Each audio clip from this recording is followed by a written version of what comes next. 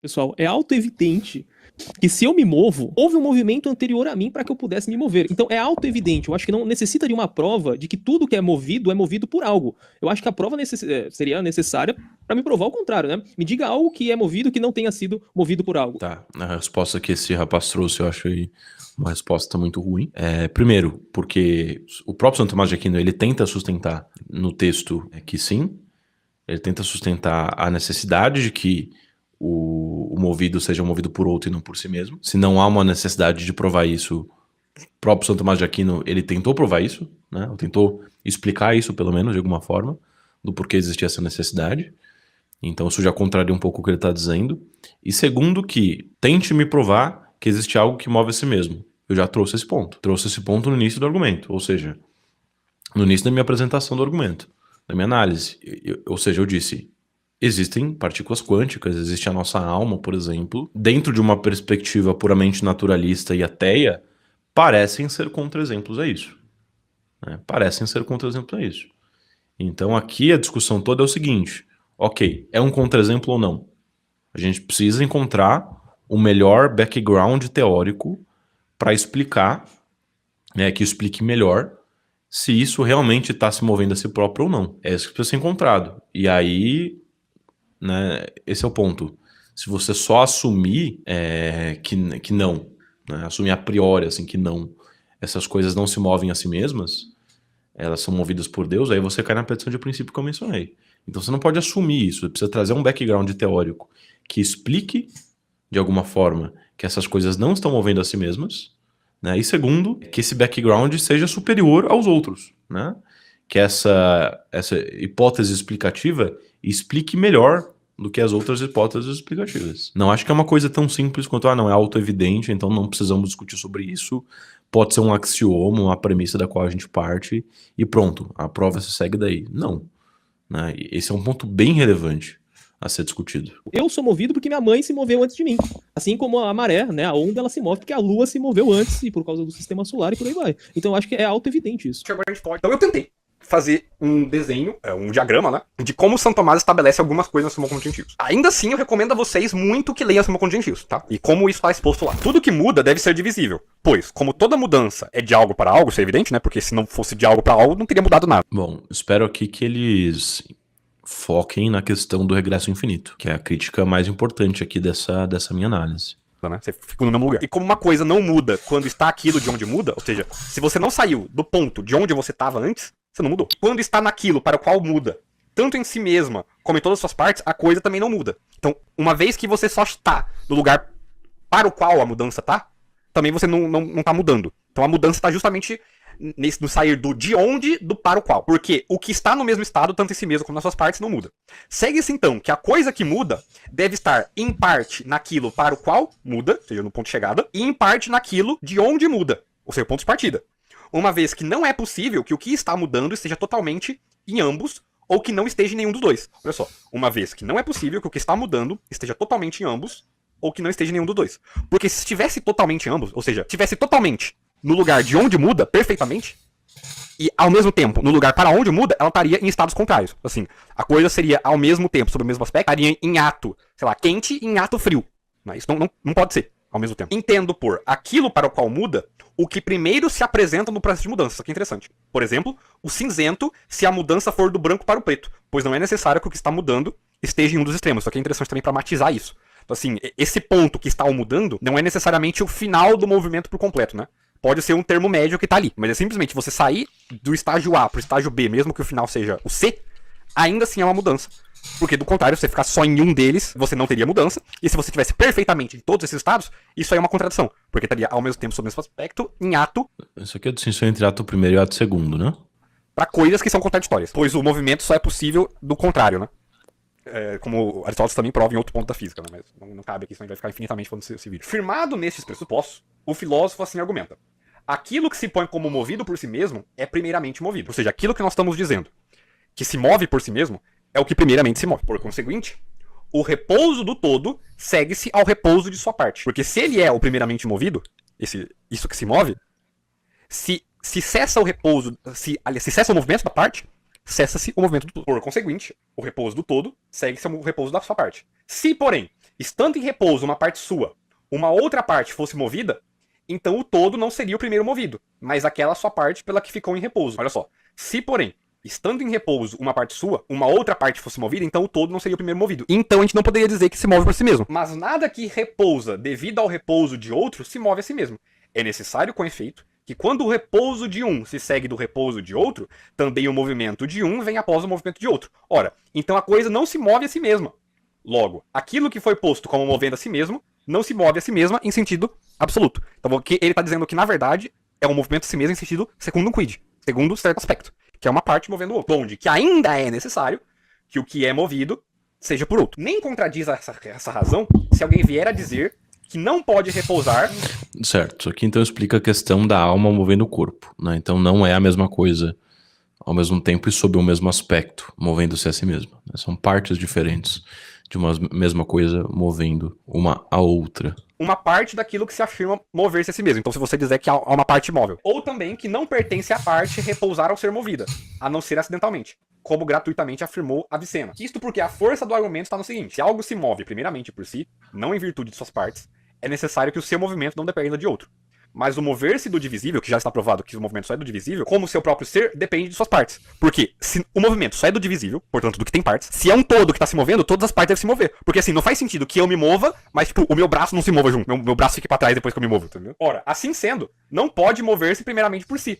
Porque todas as suas partes devem ser movidas, e cada uma de uma vez. Para a verdade da conclusão aduzida, como se ela fosse verdade absoluta, ou seja, simplicitor, como está ali no latim do lado, deve-se supor que uma parte daquilo que se move a si mesmo esteja em repouso. É necessário ser verdadeira essa condicional. Se uma parte repousasse, repousaria também o todo. Tal proposição com efeito pode ser verdadeira, mesmo sendo impossível a sua antecedente. Como verdadeira essa condicional. Se o homem é ácido, é irracional. Tá, ok. Então Santo Tomás está dizendo aqui que esse argumento de Avicena não impugna em nada a tese que Santo Tomás está colocando aqui. Então isso não impugna em nada que uma parte esteja em repouso e, portanto, o todo esteja em repouso, não repugna em nada que isso ainda necessite de algo que ponha isso em movimento. O segundo argumento, apresentado em forma indutiva, é o seguinte. Ele vem do 8º livro da Física, 254b, 256a. Que está no comentário da Lectio 7 e da Lectio 8. Tudo aquilo que é movido acidentalmente não se move a si mesmo, visto que é movido pelo movimento de outro. Isso aqui é por definição, né? Igualmente, nem o que é movido por violência, o que é evidente. Também o que é movido por violência evidentemente se move por outro. Nem os entes que se movem pela natureza como movida por si, tal como os animais, os quais sabemos ser movidos pela alma. Olha só o que o Vitor Ellis falou. Nem, por fim, os entes movidos os quais sabemos ser movidos pela alma. Que se movem pela natureza como movida por si. Movido por violência, evidentemente se move por outro. Nem os entes que se movem pela natureza como movida por si, tal como os animais, os quais sabemos ser movidos pela alma. Olha só o que o Vitor Ellis falou. Nem, por fim, os entes movidos naturalmente, como os corpos pesados e leves. Isso aqui é da tese da física antiga, né, das posições naturais. Né? Pois estes são os movidos por quem os gerou e afasta os obstáculos, ou seja, os anjos ou o primeiro motor imóvel da física. Ora, tudo aquilo que é movido, ou é movido por si, ou acidentalmente. Se o é por si, ou é por violência, ou por sua própria natureza. Se por natureza, ou é por movimento que vem de si mesmo, como acontece nos animais, ou por movimento que não vem de si, como acontece nos corpos pesados e leves. Logo, tudo que se move é movido por outro. O terceiro argumento é o seguinte: ou é por movimento que vem de si mesmo, como acontece nos animais, ou por movimento que não vem de si, como acontece nos corpos pesados e leves. Logo, tudo que se move é movido por outro. O terceiro argumento é o seguinte: ou é por movimento que vem de si mesmo, como acontece nos animais, ou por movimento que não vem de si, como acontece nos corpos pesados e leves. Logo, tudo que se move é movido por outro. Não entendi essa conclusão. Não entendi essa conclusão, tá? Eu realmente não entendi, não tô dizendo que tá errada, mas é que não entendi. Porque ele diz que os entes naturais, eles movem a si mesmos, e ele conclui que logo nada move-se a si mesmo. Não entendi exatamente esse ponto. O terceiro argumento é o seguinte: isso vem do 8º livro da Física, 5257b, ou no comentário da Física, Lectio 10.1053. Nenhuma coisa está simultaneamente sob os mesmos aspectos em ato e em potência. Isso aqui estava na Suma Teológica. Né? Porém, tudo aquilo que é movido enquanto se move está em potência. Isso aqui é evidente, né? Porque o movimento é sair de um estado para outro. Então, enquanto se move, ela não está completamente em ato naquilo para o qual está movendo. Se tivesse em ato, não haveria movimento. Ou seja, colocar em outros termos, para não provar que isso é uma invenção terminológica do tomista para conduzir, como que num confirmation bias, a conclusão, né? Para você se mover, você tem que sair de um lugar para outro. Se você já estivesse no lugar para o qual você quer estar, não teria movimento. Isso é a mesma coisa que tá dizendo aqui. Porém, tudo aquilo que é movido enquanto se move está em potência. Porque o movimento é o ato daquilo que existe em potência enquanto está em potência. Que inclusive a gente lembra lá do debate do Nogueira com Hindenburg, né? Tudo aquilo que se move está em ato enquanto é movente, pois nada age enquanto está em ato. Olha só, tudo aquilo que se move está em ato enquanto é movente, pois nada age enquanto está em ato. Ou seja, é o ato na medida do movimento. Tá? Logo, nada está, com referência ao mesmo movimento, como movente e movido. Logo, nada se move a si mesmo. Tá? Ou seja, é pela definição do movimento em termos de ato e potência, que como é evidente, isso não é só uma postulação arbitrária. Né? É simplesmente em aquela coisa estar atualmente concretizada ou simplesmente como uma possibilidade. Então, assim, independente do termo que você coloque, a realidade vai ser a mesma, tá? Saindo dos termos. Você pode olhar para a realidade, é sempre a mesma. Observe-se, porém, que Platão afirmou também que todo movente é movido, mas tomou o termo movimento em sentido mais amplo que o usado por Aristóteles. Tá, segunda proposição, aquela outra que o Victorelli colocou, impugnou, né? Na série de moventes e movidos, não se pode proceder indefinidamente. A segunda proposição demonstra a Aristóteles mediante 3 argumentos. O primeiro argumento é o seguinte: se na série de moventes e movidos houver processo ao infinito, então haverá infinitos corpos. Porque tudo que é movido e divisível é corpo, conforme está provado. Isso aqui é uma parte interessante, né? Porque se é divisível, tem partes, e a parte só se dá naquilo que tem potência, e o nome que se dá de potência na física é aquilo que é material. Né? E o que é material é corpo, tem corpo. Né? Com efeito, todo corpo que implica em infinitos corpos, não sei, me parece que essa afirmação ignora a hipótese da circularidade, que é uma forma de regressão infinita em que não existiriam infinitos corpos, né? Então você tem, por exemplo, 3 corpos. O primeiro move o segundo move o terceiro move o primeiro. Você não tem infinitos corpos e você tem uma regressão infinita porque você não tem um motor primeiro. Não vejo essa implicação de que exija infinitos corpos num regresso infinito necessariamente. A não ser que você refute a hipótese da circularidade. que move e o que é movido, enquanto produz movimento, é simultaneamente movido. Ou seja, todo corpo que move, que é movido, o corpo está simultaneamente movendo uma outra coisa e é movido por outro. Enquanto produz movimento, é simultaneamente movido. Então ele depende de ser movido para mover a outra coisa. Né? Por conseguinte, todos esses corpos, em número infinito, são simultaneamente movidos. Então uma coisa move outra, que move outra, que move outra. Desde que um só deles seja movido. Então, dado o movimento de um só, todos se movem. Mas um deles, sendo infinito, é também movido em tempo finito. Eu entendo uma infinitude aí, não de corpos, mas uma infinitude de motores, né? Vamos imaginar que começa o movimento, começa não propriamente temporalmente, porque a hipótese é precisamente de que seja um regresso infinito e, portanto, não tem um início, né? Então você tem um movimento do primeiro corpo movendo o segundo, o movimento do segundo corpo movendo o terceiro, a gente pode chamar de movimento 1 e movimento 2. Depois do terceiro corpo movendo o primeiro, você tem o movimento 3. Aí depois, nesse novo ciclo do primeiro corpo movendo o segundo, você tem o movimento 4, e depois o 5. Nessa acepção específica, eu entendo que possam existir infinitos motores, no sentido de que você tem uma infinita sequência de movimentos, mas não infinitos corpos. Não infinitos corpos. Logo, todos aqueles infinitos se movem em tempo finito. Mas isso é impossível. Logo, é impossível que mas um deles, em número infinito, são simultaneamente movidos. Então uma coisa move outra, que move outra, que move outra. Desde que um só deles seja movido. Então, dado o movimento de um só, todos se movem. Mas um deles, sendo infinito, é também movido em tempo finito. Logo, todos aqueles infinitos se movem em tempo finito. Mas isso é impossível. Logo, é impossível que uma série de motores e movidos tenha processo infinito. Vamos entender isso aqui. O que isso quer dizer? Mas um deles, sendo infinito, é também movido em tempo finito. O que isso quer dizer? Se ele depende de um motor para começar a mover, isso quer dizer que isso não se deu desde sempre. Né?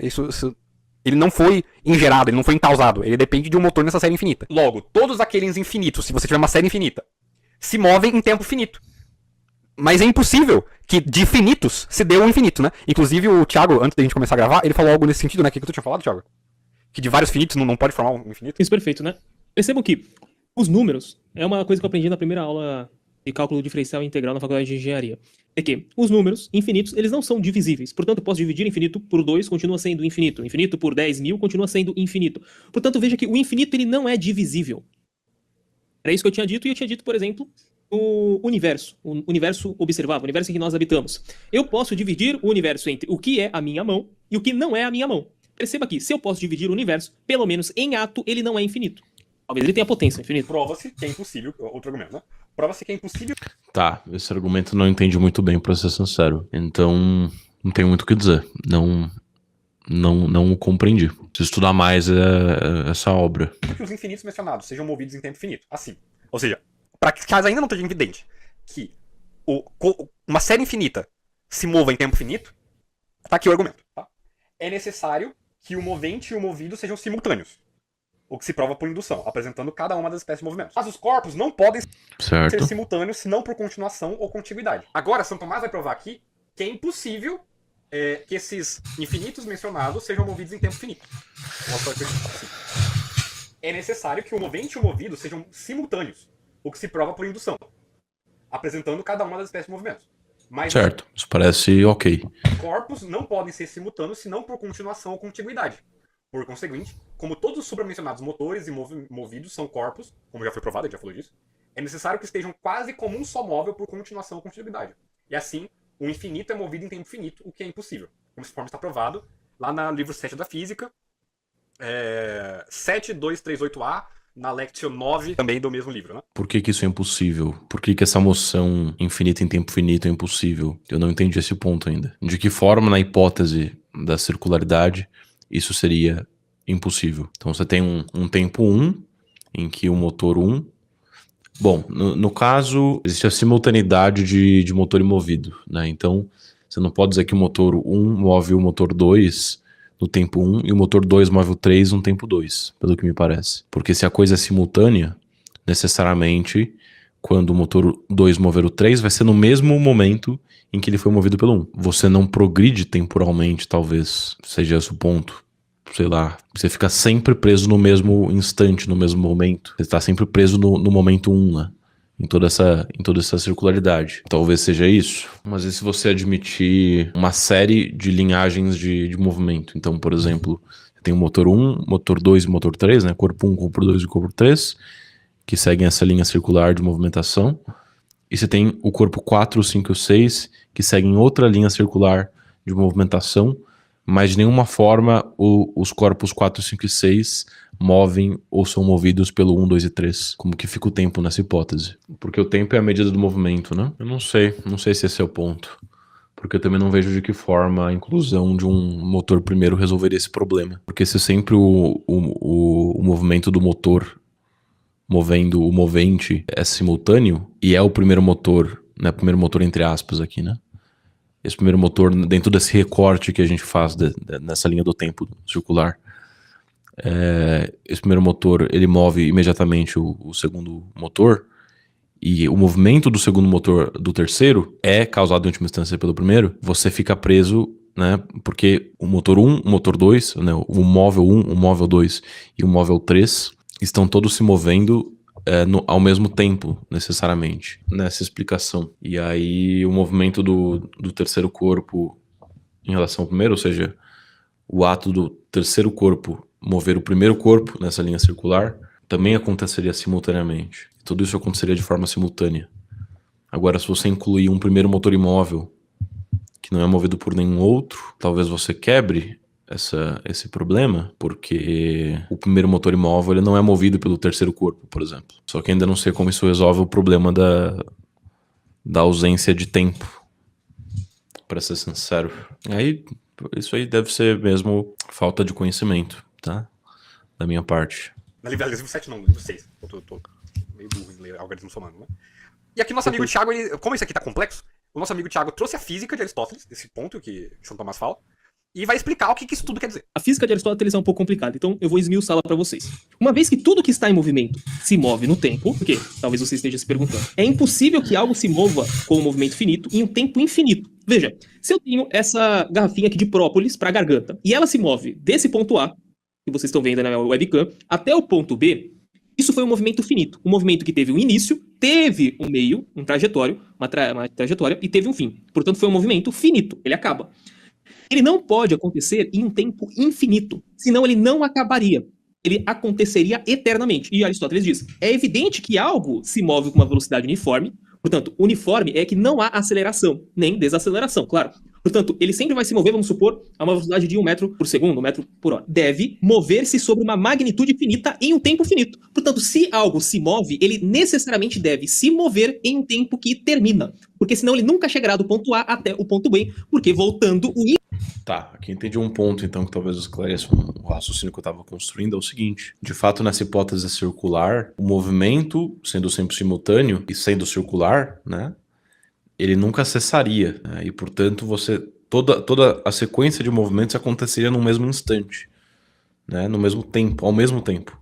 E não cessaria nunca nessa circularidade.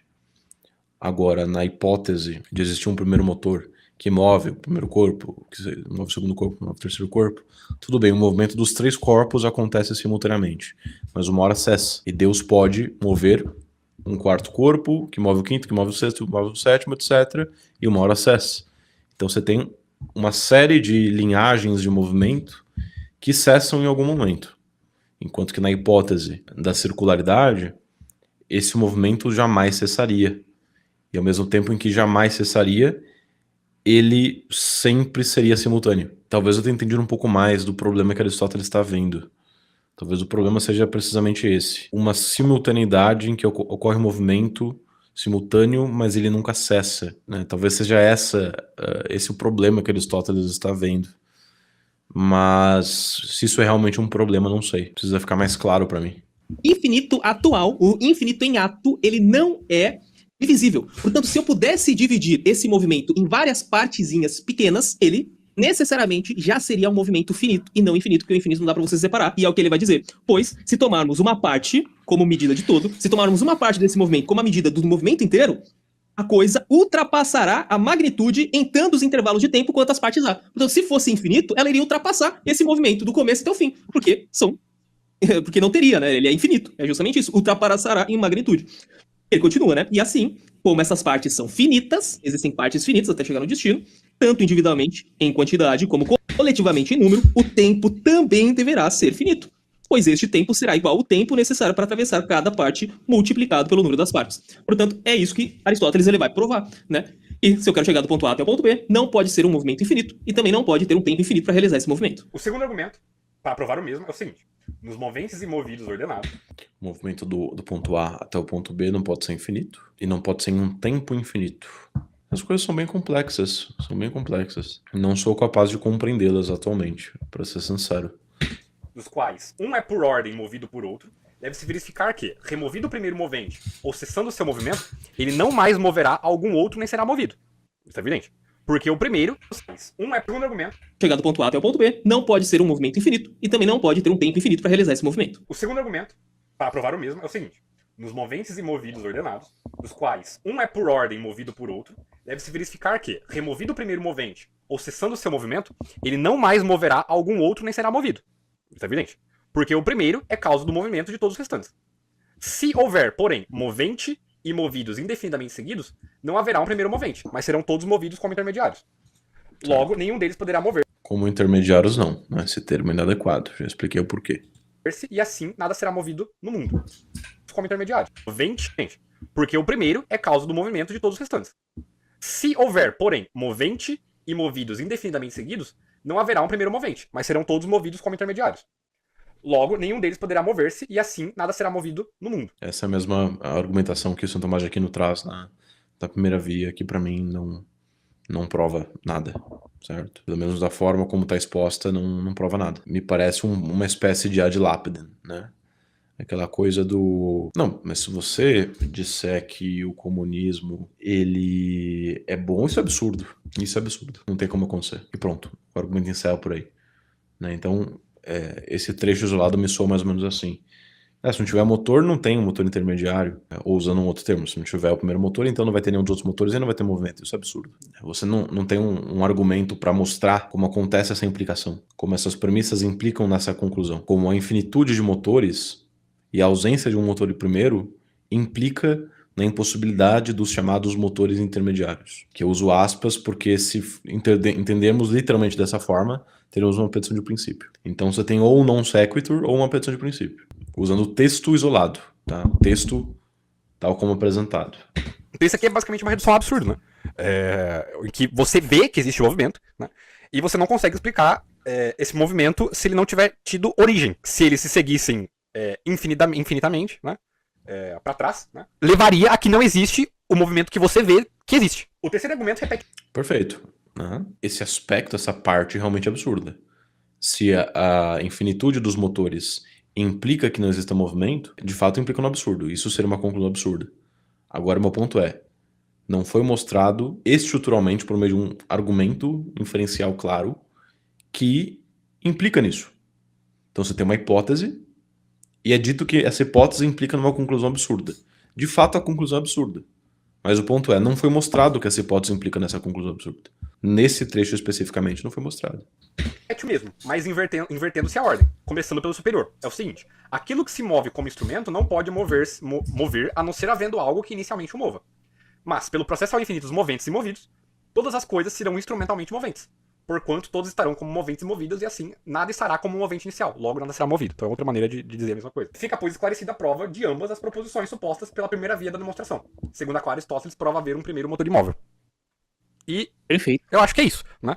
E pra quem quiser entender mais, não só a suma constitutivos, mas cada parte, porque aqui tem muita coisa de fato suposta, coisas que São Tomás e Aristóteles provam na física geral. Ou seja, nesses livrinhos aqui. Eu recomendo que vocês, por um lado, leiam esses livros, e por outro, entendam a coisa ordenadamente, né? Que eu acho que é o nosso ponto principal aqui, né? Então não adianta você tentar entender a física geral e não entender. Pra ser sincero, Pablo, que deve ver esse vídeo depois, pra mim vocês caíram um pouco naquele problema que eu trouxe, né, que eu apontei mais cedo na live, que é o seguinte, você diz, não, mas as premissas disso estão em outro livro. Você não tá respondendo o ponto, né? Você concorda? Se eu trago uma análise e mostro como uma parte específica do texto de São Tomás de Aquino, a sua exposição da primeira via, é insuficiente como prova a Deus, essa parte é insuficiente, e você fala assim, não, mas é porque falta uma outra parte, e essa parte resolve tudo, e você não mostra a parte que resolve tudo, de novo, você pode estar certo, isso pode ser verdade, só que você não está nos mostrando que isso é verdade. Então você está exigindo do espectador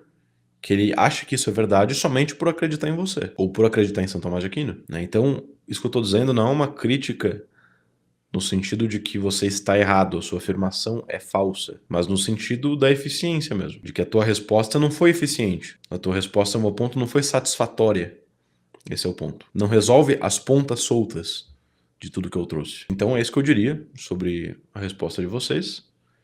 No entanto, vocês trouxeram, sim, informações muito relevantes. Isso eu não posso negar. Vocês trouxeram muitas informações que enriqueceram o argumento. Enriqueceram, no mínimo, o pensamento de São Tomás de Aquino. E deram possibilidades para formulações mais ricas de uma versão da primeira via melhorada. E, para ser sincero, não tem para que eu ficar falando, não, mas o que está no texto ainda não é... Dane-se isso. O meu ponto não é esse. Eu quero chegar na melhor versão possível das provas de São Tomás de Aquino para a existência de Deus.